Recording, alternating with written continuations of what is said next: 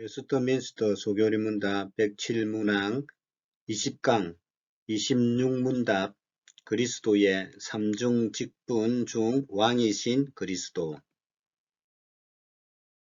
예수님을 부를 때 예수 그리스도라고 부르지요. 예수님은 이름이고 그리스도는 그분의 직책, 직분에 해당됩니다. 오세훈 목사님, 조인락 목사님, 최희열 목사님 할 때 파란색은 이름이고 빨간색은 직책에 해당되죠. 이 그리스도라는 말은 구약의 메시아라는 뜻을 갖고 있는데 그리스도의 뜻은 기름 부음을 받은 자. 구약 시대는 새 직책에 해당되는 사람들에게 기름을 부음으로 그 직책을 인정해 주었습니다. 첫 번째는 선지자, 두 번째는 제사장, 세 번째는 왕으로서 기름을 부어서 그 직책을 수행할 수 있도록 인정해 주는 것이 기름 붓는 일이었지요. 왜 기름을 부었는가? 하나님과 하나님의 백성들을 연결시켜주는 중보자 역할을 했기에 구별하여 기름을 부었습니다. 완전한 중보자 예수 그리스도. 예수님은 가장 신비로우신 분이지요. 완전한 하나님이시면서 완전한 사람. 중보자가 되기 위한 필수 조건이죠. 하나님과 인간 사이에 완전한 중보자 예수 그리스도. 상천하지에 이런 분은 없습니다. 한 인격 안에 구별된 신성과 인성을 가지고 있습니다. 한 인격, 두 본체 예수 그리스도 우리의 중보자지시요. 하나님과 완전하게 통하기에 선지자로서 하나님의 말씀을 우리에게 전해주셨습니다. 사람과도 완전하게 통하기에 제사장으로서 우리 형편을 알려주시고 말씀해 주십니다. 또 우리를 완전하게 다스리고 보호하시는 왕으로 우리의 왕이신 분이 바로 예수 그리스도이십니다. 23문에 그리스도는 우리의 구속자로서 어떤 직분을 행하십니까? 라고 공부했습니다. 그리스도는 우리의 구속자로서 낮아지고 높아지신 모든 과정에서 선지자와 제사장과 왕의 직분을 행하십니다. 이 세 가지를 그리스도의 삼중 직분이라고 부릅니다. 24문에서 그리스도는 선지자 직분을 어떻게 행하십니까? 그리스도는 우리를 구원하려는 하나님의 뜻을 말씀과 성령으로 우리에게 나타내심으로 선지자 직분을 행하십니다. 말씀과 성령으로 우리를 가르치고 또 인도하시죠. 25문 그리스도는 제사장 직분을 어떻게 행하십니까? 그리스도는 우리를 위해 단번에 자신을 희생제물로 드려 하나님의 공의를 만족시키고 우리를 하나님과 화해시키며 우리를 위해 계속해서 중보함으로 제사장 직분을 행하십니다. 오늘의 공부입니다. 26문 그리스도는 왕의 직분을 어떻게 행하십니까? 그리스도는 우리를 자신에게 복종시키고 우리를 다스리고 자신과 우리의 모든 원수를 제어하고 정복함으로 왕의 직분을 행하십니다. 대통령 선거가 우리나라는 5년 만에 한 번씩죠. 선거일이 정해지면 누가 대통령이 되어야 할지 고민합니다. 왜 우리가 그렇게 고민합니까? 대통령이 누군가가 됐냐에 따라서 우리 대한민국을 끌어가는 가장 중요한 역할을 하는 분이 대통령, 국민의 대표지 않습니까? 그죠? 그래서 대통령 선거는 아주 중요합니다. 만약에 예수님께서 왕으로 출마하신다면, 대통령 후보가 되어 출마하신다면 여러분 어떻게 하시겠어요? 예, 당장 예수님을 찍겠지요. 왜냐하면 예수님은 가장 훌륭하게 정치를 하실 수 있는 그런 능력을 가지신 분이시기 때문에 그렇습니다. 신앙생활을 잘한다는 것은 예수님이 누구신가를 바로 아는 것입니다. 예수님의 삼중 직책을 알고 그 직책 안에 우리도 예수님과 동일한 그런 직책 수행을 할 수 있기 때문에 그렇습니다. 왕이신 예수님, 우리를 완전하게 다스리시고 우리뿐만 아니라 우주 만물을 다스리시고 영원히 다스리시는 왕 중의 왕, 만왕의 왕이신 예수님. 우리는 예수님의 백성, 부하, 신하, 종으로 부를 수가 있습니다. 이 모든 것이 교회를 상징하지요. 교회의 머리는 예수 그리스도, 하나님의 깨달음이 필요합니다. 예수님은 왕이셨는가? 예, 예수님은 십자가에 달려 돌아가실 때에도 머리 위에 패가 하나 붙어 있었죠. 유대인의 왕, 히브리어, 헬라어, 라틴어 세 가지 언어로 기록되어 있었습니다. 모든 나라와 민족과 백성의 왕이심을 선포하셨지요. 오늘날 전 세계의 언어가 기록된 것과도 같았죠. 전 세계 사람이 지켜보는 가운데 각 나라의 언어로 방송했다고 생각하시면 됩니다. 예수님께서 십자가에 달린 제목이 무엇이었습니까? 예, 하나님의 아들이라고 예수님 스스로도 말씀하심으로 말미암아 그것이 유대인들에게는 신성모독죄가 됩니다. 왜냐하면 그들이 섬기는 하나님은 야훼 하나님, 여호와 하나님 한 분밖에 없는데 예수님께서 하나님과 동등한 영원한 아들로서 하나님의 이름을 욕되게 했다라고 생각해서 신성모독죄를 걸어서 예수님을 십자가에 처합니다. 만왕의 왕, 영원하신 왕이심을 예수님 스스로가 선언하셨지요. 그것을 깨달은 사람 중에 한 사람이 십자가에 달린 한편 강도였습니다.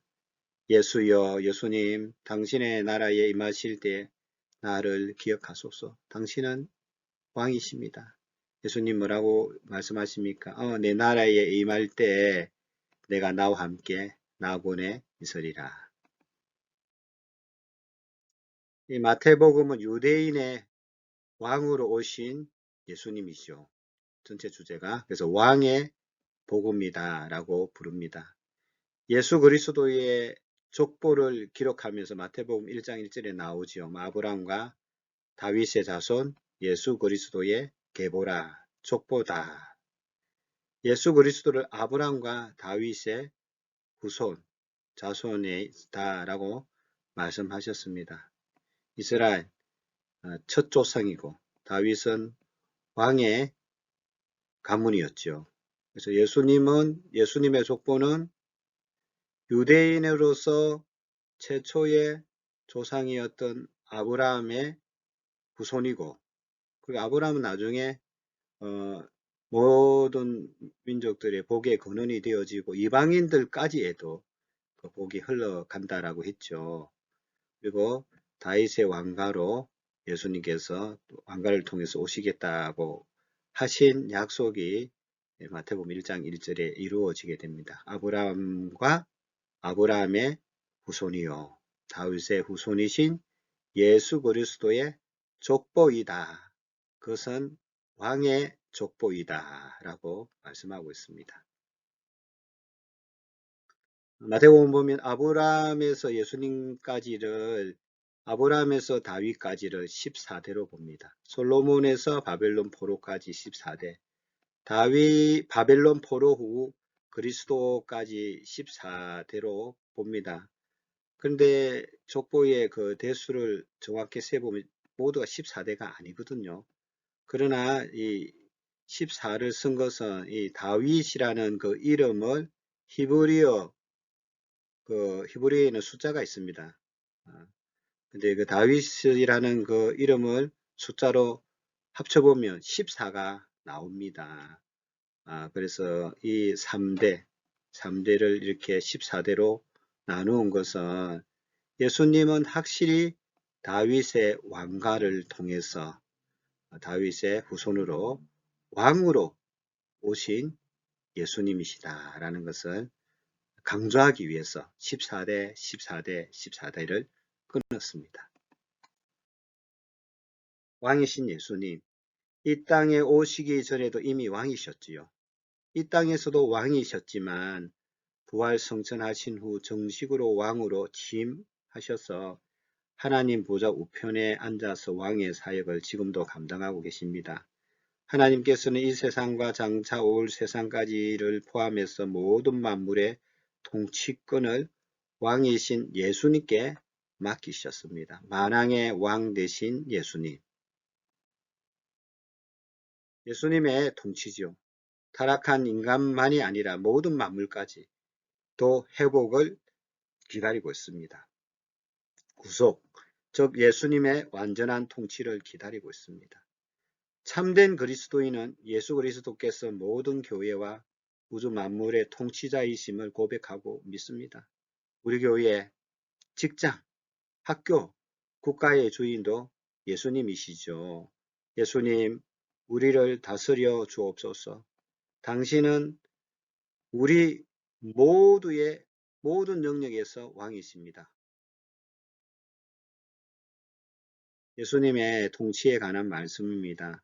골로새서 1장 15절, 그는 예수님은 보이지 아니하는 하나님의 형상이시요. 하나님은 보이지 않지 않습니까?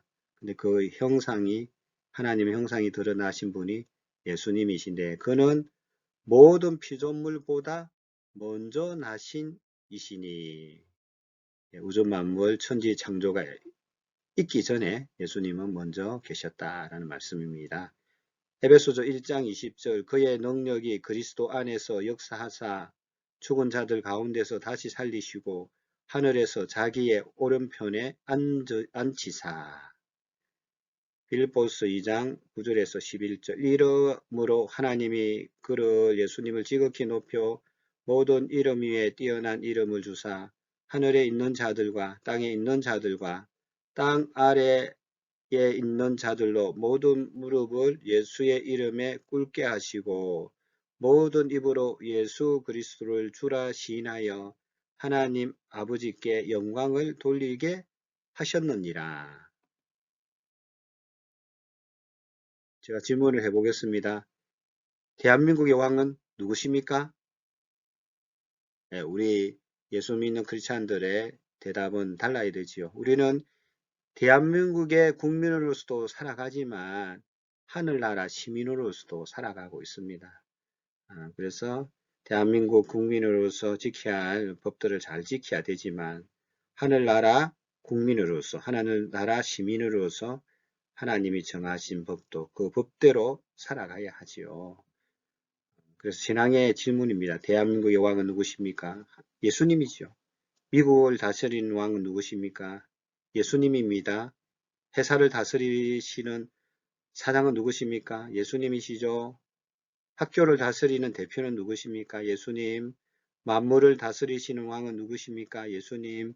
우리 가정을 다스리시는 왕은 누구십니까? 예수님. 나의 인생을 다스리는 왕은 누구십니까? 예수님. 내 인생을 책임져 주시는 왕은 누구십니까? 예수님.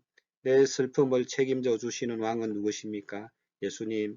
사나 죽으나 나의 영원한 위로자 왕은 누구십니까? 예수님이죠. 예수님. 예수님.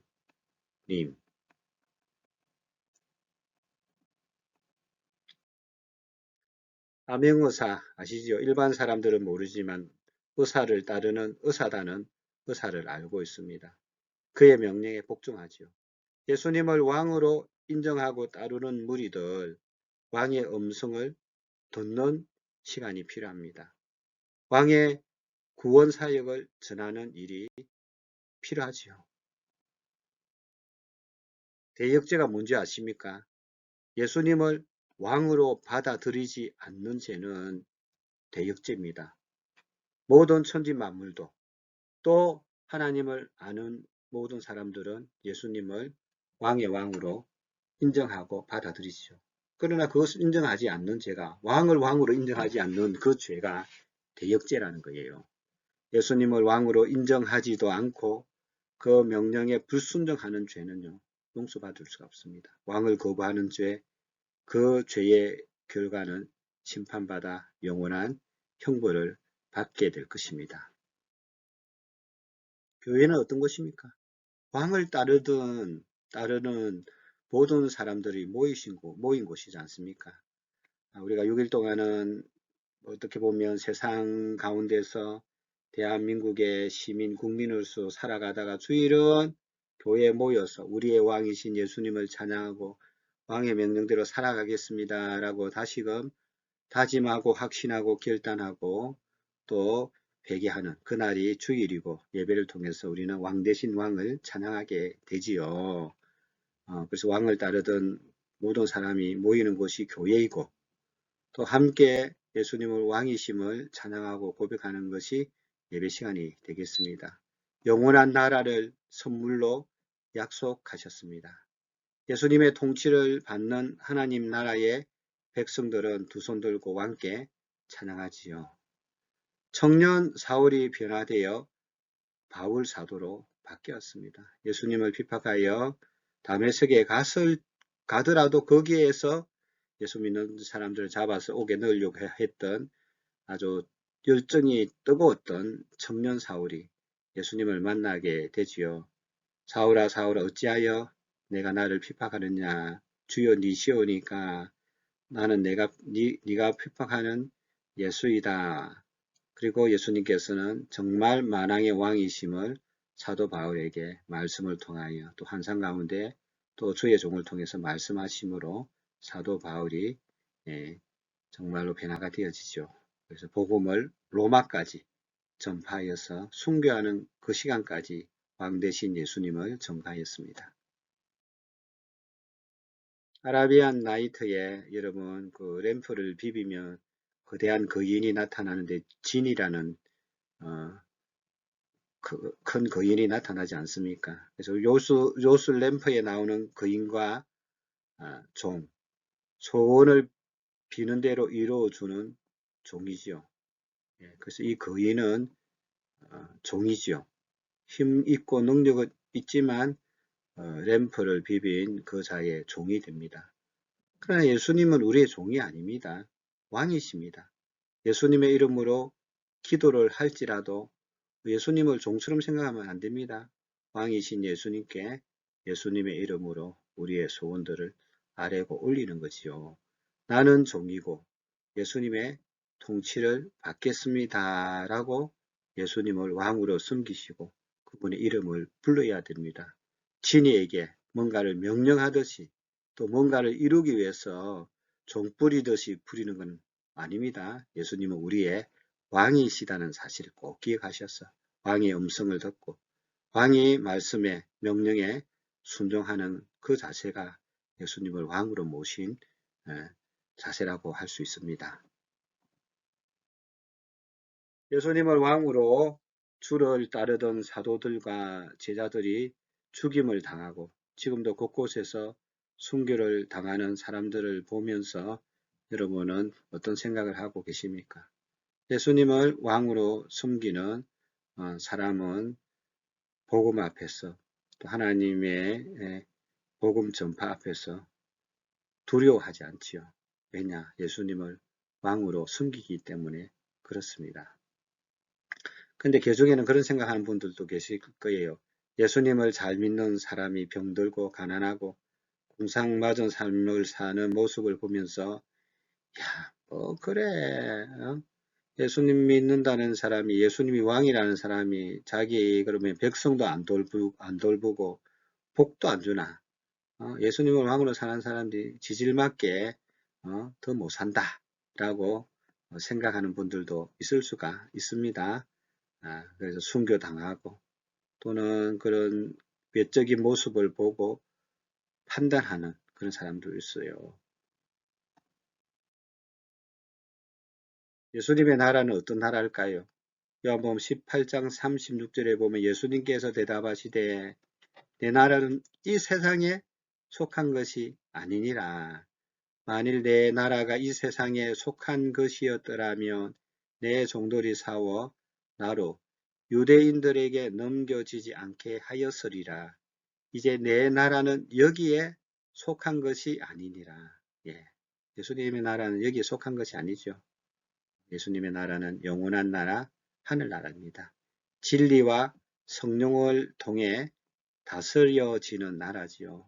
만약에 이 나라가 주의 나라가의 전부라고 했으면 예수님은 그 왕권을 가지고 세상의 모든 권력들을 무너뜨리시고 스스로 왕이 되어서 이 나라를 통치하는 그런 왕이 되었을 것입니다.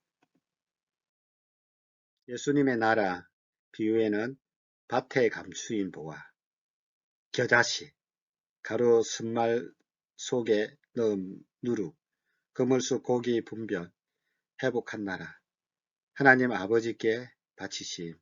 전도는 우리는 죄인입니다. 예수님은 우리의 왕이요 우리의 구원자이십니다. 라는 것을 고백하죠.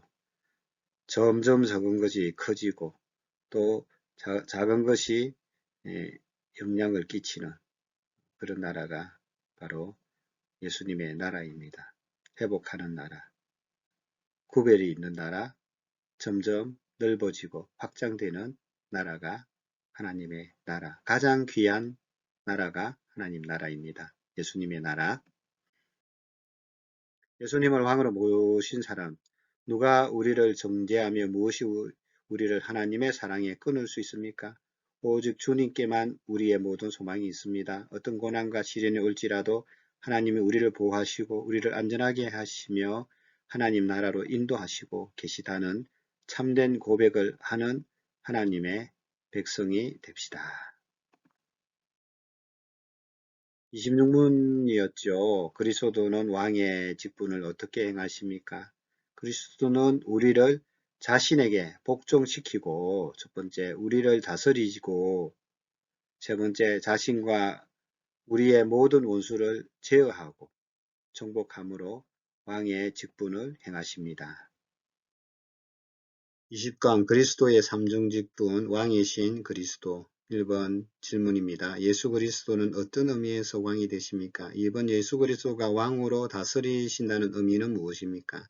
3번 예수 그리스도를 왕으로 고백하는 사람들의 특징은 무엇입니까? 4번 예수 그리스도는 현재 하나님 나라를 어떻게 다스리고 계십니까? 또한 하나님 나라는 어떻게 확장되어 가고 있습니까? 다섯 번째, 하나님 나라의 특징을 성경의 비유를 들어 설명해 보십시오. 여섯 번째, 소교리 문답 26문항을 묵상하고 암송한 후 서로 점검합시다.